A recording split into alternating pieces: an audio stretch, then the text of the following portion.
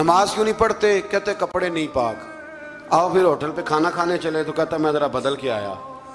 یعنی مجرمانہ سوچ ہے نا، غفلت کی سوچ، اور پھر اس پر دلائل دینا۔ یعنی آپ کسی سے پوچھے نماز پڑھتے ہو، کہتے ہیں حضرت صاحب جھوٹ نہیں بولنا، میں فجر کی پڑھتا ہوں باقی نہیں پڑھتا۔ میں نے کہا بڑا سچا ہے بھائی تو، یعنی میں جھوٹ نہیں جی بولتا۔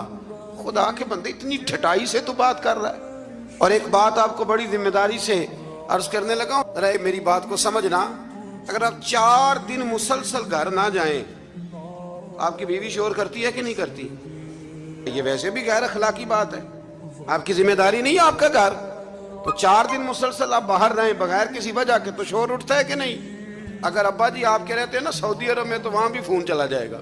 ان کو سمجھائیں 4 دن سے گھر نہیں ہے، تو 4 دن گھر نہ جائے تو شور ہوتا ہے، اور تو مہینہ مسجد ہی نہیں جاتا، اور پھر تیرے اندر پھر مد و جزر نہ ہو، پھر جب